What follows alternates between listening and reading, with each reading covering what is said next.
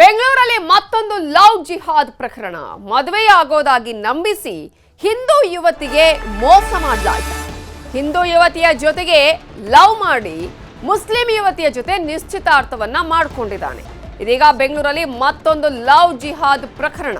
ಮದುವೆಯಾಗೋದಾಗಿ ನಂಬಿಸಿ ಹಿಂದೂ ಯುವತಿಗೆ ಮೋಸ ಮಾಡಿದ ಅನ್ನುವಂತಹ ಒಂದು ಆರೋಪ ಕೇಳಿ ಬಂದಿದೆ. ಇನ್ಸ್ಟಾ ಮೂಲಕ ಇಬ್ಬರ ಪರಿಚಯ ಆಗುತ್ತೆ, ಸ್ನೇಹ ಆಗುತ್ತೆ, ಲವ್ ಸೆಕ್ಸ್ ಎಲ್ಲವೂ ಕೂಡ ಈಗ ಇವರಿಬ್ಬರ ಬಾಳಿನಲ್ಲಿ ನಡೆದು ಹೋಗಿದೆ ಅನ್ನುವ ವಿಚಾರ.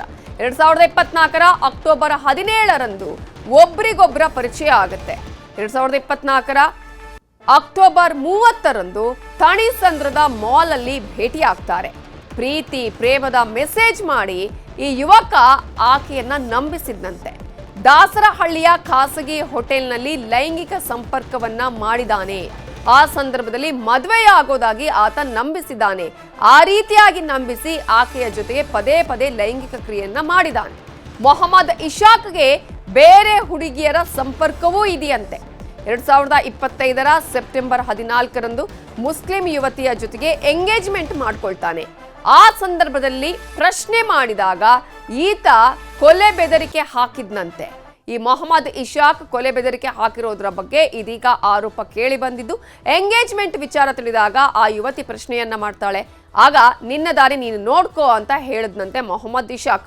ಫೋನ್ ಮಾಡಿದ್ರೆ ನಿನ್ನ ಕೊಲೆ ಮಾಡ್ತೀನಿ ಅಂತಾನು ಯುವತಿಗೆ ಬೆದರಿಕೆ ಹಾಕಿದ್ನಂತೆ. ಈ ಹಿನ್ನೆಲೆಯಲ್ಲಿ HSR ಲೇಔಟ್ ಪೊಲೀಸ್ ಠಾಣೆಗೆ ನೊಂದ ಯುವತಿ ದೂರನ್ನ ಕೊಟ್ಟಿದ್ದಾಳೆ. ಇದೇ ವಿಚಾರಕ್ಕೆ ಸಂಬಂಧಪಟ್ಟ ಹಾಗೆ ಇನ್ನಷ್ಟು ಡೀಟೇಲ್ಸ್ ಕೊಡೋದಕ್ಕೆ ನಮ್ಮ ರಿಪೋರ್ಟರ್ ಮಂಜು ಈಗ ನೇರ ಸಂಪರ್ಕದಲ್ಲಿ ಜಾಯ್ನ್ ಆಗಿದ್ದಾರೆ. ಮಂಜುನಾಥ್, ಈಗಾಗಲೇ ಲವ್ ಜಿಹಾದ್ ಮತ್ತೊಂದು ಪ್ರಕರಣ ದಾಖಲಾಗಿರುವಂತದ್ದು. ಈಗ ಆಕೆ ಕೊಟ್ಟಂತಹ ದೂರಿನಲ್ಲಿ ಏನೇನು ಅಂಶಗಳನ್ನ ಉಲ್ಲೇಖ ಮಾಡಿದ್ದಾಳೆ? ಖಂಡಿತವಾಗ್ಲೂ ನವಿತಾ, ಬೆಂಗಳೂರಿನಲ್ಲಿ ಮತ್ತೊಂದು ಲವ್ ಜಿಹಾದ್ ರೀತಿಯಂತ ಪ್ರಕರಣ ದಾಖಲಾಗಿರುವಂತಹದ್ದು. ಅದರಲ್ಲೂ ಕೂಡ ಅಷ್ಟೇ ಮೊಹಮ್ಮದ್ ಇಶಾಕ್ ಎನ್ನುವಂತಹ ಈ ಒಂದು ಯುವಕ ಏನಿದ್ದಾನೆ, ಈತ ಕಳೆದ ವರ್ಷ 2024ರ ಅಕ್ಟೋಬರ್ 17ನೇ ತಾರೀಕಿನಂದು ಇನ್ಸ್ಟಾಗ್ರಾಮ್ನ ಮೂಲಕವಾಗಿ ಓರ್ವ ಯುವತಿಯನ್ನ ಪರಿಚಯ ಮಾಡ್ಕೊಳ್ತಾನೆ. ಪರಿಚಯ ಆದಂತಹ ಒಂದು 10 ದಿನದಲ್ಲಿ ಆಕೆಯನ್ನ ಒಂದು ಮಾಲ್ನಲ್ಲಿ ಭೇಟಿ ಆಗ್ತಾನೆ. ಮಾಲ್ನಲ್ಲಿ ಭೇಟಿಯಾದಂತಹ ಬಳಿಕ ಇಬ್ಬರ ನಡುವೆ ಕೂಡ ಅಷ್ಟೇ ಪ್ರೀತಿ ಶುರುವಾಗುತ್ತೆ. ಈ ಪ್ರೀತಿ ಆದಂತಹ ಬಳಿಕ ಆಕೆಯನ್ನ ಲೈಂಗಿಕವಾಗಿಯೂ ಕೂಡ ಅಷ್ಟೇ ಬಳಸ್ಕೊಂಡಿದ್ದೇನೆ ಅನ್ನುವಂಥ ಒಂದು ಆರೋಪವನ್ನ ಸದ್ಯಕ್ಕೆ ಒಂದು ಯುವತಿ ಮಾಡ್ತಾ ಇರುವಂತದ್ದು. ಜೊತೆಗೆ ಆತ ಒಂದು ಖಾಸಗಿ ಹೋಟೆಲ್ನಲ್ಲಿ ರೂಮ್ ಬುಕ್ ಮಾಡ್ಕೊಂಡು ಆ ಒಂದು ಯುವತಿಯನ್ನು ಕೂಡ ಅಲ್ಲಿ ಕರ್ಕೊಂಡು ಹೋಗ್ಬಿಟ್ಟು ನನ್ನನ್ನು ಲೈಂಗಿಕವಾಗಿ ಬಳಸ್ಕೊಂಡಿದ್ದು ಅಷ್ಟೇ ಅಲ್ಲದೆ ನನ್ನನ್ನು ಮದುವೆ ಆಗ್ತೀನಿ ಅಂತಾನು ಕೂಡ ನಂಬಿಸಿದ್ದ. ಇನ್ನು ಆತನ ಒಂದು ಮಾತನ್ನ ಕೇಳ್ಕೊಂಡು ಯುವತಿ ಕೂಡ ಅಷ್ಟೇ ಆತನನ್ನೇ ಮದುವೆ ಆಗೋಕ್ಕೂ ಕೂಡ ಅಷ್ಟೇ ನಿರ್ಧಾರವನ್ನ ಮಾಡಿದ್ರು.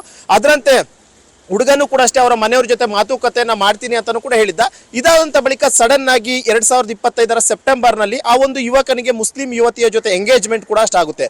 ಯಾವಾಗ ಎಂಗೇಜ್ಮೆಂಟ್ ಆಗುತ್ತೆ, ಎಂಗೇಜ್ಮೆಂಟ್ ಆದಂತಹ ಬಳಿಕ ಎಗೈನ್ ಯುವತಿ ಕೇಳ್ತಾಳೆ, ನೀನು ನನ್ನನ್ನು ಈ ರೀತಿಯಾಗಿ ಲೈಂಗಿಕವಾಗಿ ಬಳಸ್ಕೊಂಡು ದೈಹಿಕವಾಗಿ ಬಳಸ್ಕೊಂಡು ಈಗ ಮದುವೆ ಯಾಕೆ ಆಗ್ತಿಲ್ಲ ಅಂತ ಹೇಳ್ಬಿಟ್ಟು ಹೇಳಿದಂತ ಸಂದರ್ಭದಲ್ಲಿ ನಾನು ಮದುವೆ ಆಗೋದ್ರಲ್ಲಿ ನಿನ್ನ ಕೈಲಿ ಏನಾಗುತ್ತೋ ಅದು ಮಾಡ್ಕೊ ಅಂತಾನು ಕೂಡ ಆತ ಹೇಳಿರ್ತಾನೆ.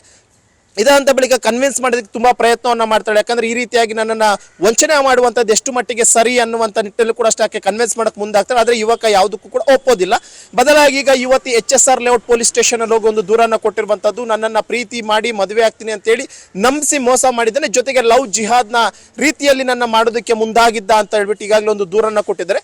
ಪೊಲೀಸರು ಕೂಡ ಅಷ್ಟೇ FIR ರಿಜಿಸ್ಟರ್ ಮಾಡ್ಕೊಂಡಿದ್ದಾರೆ. ಜೊತೆಗೆ ಆ ಒಂದು ಯುವತಿ ಹೇಳಿದಂತ ಪ್ರತಿಯೊಂದು ಸ್ಟೇಟ್ಮೆಂಟ್ ರೆಕಾರ್ಡ್ ಮಾಡ್ಕೊಂಡಿದ್ದ ಅಂತ ಬಳಿಕ ಆ ಯುವತಿ ಆರೋಪ ಮಾಡಿರುವಂತ ಮತ್ತು ಆತ ಯುವತಿಯನ್ನ ಬಳಸ್ಕೊಂಡಿರುವಂತದ್ದಾಗಿರ್ಬೋದು ಅಥವಾ ಪ್ರತಿಯೊಂದು ಘಟನೆಗಳು ಕೂಡ ಅಷ್ಟೇ ಅಮೃತಹಳ್ಳಿ ಪೊಲೀಸ್ ಠಾಣಾ ವ್ಯಾಪ್ತಿಯಲ್ಲಾಗಿರುವಂತಹ ಕಾರಣಕ್ಕೋಸ್ಕರ ಈಗ ಸದ್ಯಕ್ಕೆ HSR ಲೇಔಟ್ ಪೊಲೀಸರು ಆ ಒಂದು ಪ್ರಕರಣ ಏನಿತ್ತು ಆ ಒಂದು ಪ್ರಕರಣನ ಅಮೃತಹಳ್ಳಿ ಪೊಲೀಸ್ ಸ್ಟೇಷನ್ಗೆ ಟ್ರಾನ್ಸ್ಫರ್ ಮಾಡ್ತಾ ಇರುವಂತದ್ದು. ಈಗ ಮುಂದಿನ ಒಂದು ತನಿಖೆಯನ್ನು ಅಮೃತಹಳ್ಳಿ ಪೊಲೀಸರು ಮಾಡ್ತಾರೆ. ಇಲ್ಲಿ ಪ್ರಮುಖವಾಗಿ ಮೊಹಮ್ಮದ್ ಇಶಾಕ್ ಏನಿದ್ದಾನೆ ಈತನ ವಿರುದ್ಧ ಸಾಲು ಸಾಲು ಆರೋಪಗಳನ್ನ ಯುವತಿ ಕೂಡ ಮಾಡ್ತಾ ಇರುವಂತದ್ದು. ಕೇವಲ ನಾನಷ್ಟೇ ಅಲ್ಲದೆ ಇನ್ನೂ ಕೂಡ ಅಷ್ಟೇ ಹಲವರ ಯುವತಿಯರನ್ನು ಇದೇ ರೀತಿಯಾಗಿ ಪ್ರೀತಿಯ ಬಲೆಯಲ್ಲಿ ಆತ ದೈಹಿಕವಾಗಿ ಬಳಸ್ಕೊಂಡಿದ್ದಾರೆ, ವಂಚನೆಯನ್ನು ಕೂಡ ಮಾಡಿದ್ದಾರೆ. ಈಗ ಎಲ್ಲರನ್ನೂ ಕೂಡ ಬಿಟ್ಟು ಅವ್ರದೇ ಸಮುದಾಯದ ಒಂದು ಯುವತಿಯ ಜೊತೆ ನಿಶ್ಚಿತಾರ್ಥವನ್ನ ಮಾಡ್ಕೊಂಡು ಮದುವೆ ಆಗಿ ಹೋಗಿದ್ದಾನೆ.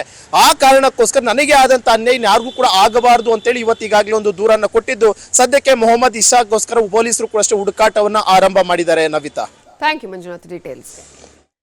ನಂದ ಯುವತಿ ಮಾತನಾಡಿದಾಳೆ, ಯಾವೆಲ್ಲ ಆರೋಪಗಳನ್ನು ಆಕೆ ಮಾಡಿದಾಳೆ ನೋಡೋಣ. ಮನೇಲಿ ಗೊತ್ತು, ನಾನೇ ಹೇಳಿದ್ದೀನಿ ಗೊತ್ತು. ಮೊದಲು ಗೊತ್ತಿರಲಿಲ್ಲ. ಯಾವಾಗ ನಾನು ಸೂಸೈಡ್ ಅಟೆಂಪ್ಟ್ ಮಾಡಿದ್ದೀನಿ ಆವಾಗ ನಾನು ಹೇಳಿದ್ದೀನಿ. ಕಾಲ್ ಮಾಡಿದ್ದೀನಿ, ಅವ್ರ ಅಕ್ಕ ಅವ್ರ ಮಾವ ಕಾಲ್ ಮಾಡಿದ್ರು, ಹೇಳಿದ್ರು ಈ ಥರ ಏನಕ್ಕೆ ಸೂಸೈಡ್ ಮಾಡ್ಕೊಳ್ಳೋದು, ಸೂಸೈಡ್ ಕೇಸ್ ಎಲ್ಲ ಹೋಗ್ಬೇಡ, ನಮ್ಮ ಮೇಲೆ ಬರುತ್ತೆ, ಏನಾದರೂ ಇದ್ದರೆ ಮಾತಾಡೋಣ ಬನ್ನಿ ಅಂತ ಕರೆದ್ರು. ಹೋದ್ವಿ, ಈ ಥರ ಹೇಳಿದ್ರು. ನೋಡಮ್ಮ ಅವನ ಹತ್ರ ಮಾತಾಡು, ಏನು ಡಿಸಿಷನ್ ಅಂತ ತಗೋ ಅಂತ ಹೇಳಿದ್ರು ಅಷ್ಟೇ. ಏನು ಹೇಳಿ ನಾನು ಫ್ಯಾಮಿಲಿನ ಬಿಟ್ಕೊಡಕ್ಕೆ ರೆಡಿ ಇಲ್ಲ ಅಂತ ಹೇಳಿದೆ. ಇವಾಗ ನನ್ನ ಪರಿಸ್ಥಿತಿ ಏನು ಅಂತ ನಾನು ಹೇಳ್ತೇನೆ. ನನ್ನ ಜೀವನ ಏನು, ಮದುವೆ ಆಗ್ತೀನಿ ಅಂತ ಇಷ್ಟು ದೂರ ಬಂದಾದ್ಮೇಲೆ ಮಾತಾಡ್ಬೇಕಲ್ಲ. ನನ್ನ ಬಗ್ಗೆ ಯಾಕೆ ಹೇಳಿಲ್ಲ ಮನೆಗೆ ಹೇಳ್ಬೇಕು, ಮಾತಾಡ್ಬೇಕು.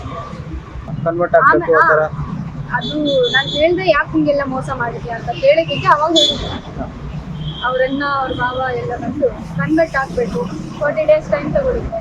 ಹೆಂಗ್ ನಮಾಜ್ ಮಾಡಬೇಕು, ಹೆಂಗ್ ಅದೆಲ್ಲ ಏನೇನೋ ಮಾಡ್ತಾರೆ. ನಮಾಜ್ ಹೋಗ್ಬೇಕು, ಅದೆಲ್ಲ ಅದಕ್ಕೆ ಟೈಮ್ ಇಡ್ಸುತ್ತೆ. ಕನ್ವರ್ಟ್ ಆಗಿ ಆಮೇಲೆ ಮದುವೆ ಅವ್ರಿಗೆಲ್ಲ ಶಿಕ್ಷೆ ಆಗಬೇಕು ಸರ್. ಶಿಕ್ಷೆ ಆದ್ರೇನೆ ಅವರು ಚೇಂಜ್ ಆಗಬೇಕು. ಅವ್ರ ಮೇಲೆ ಹೇಳ್ತಾ ಹೋದ್ರೆ ಅವ್ರು ಚೇಂಜ್ ಆಗೋದು. ಹಿಂಗೆ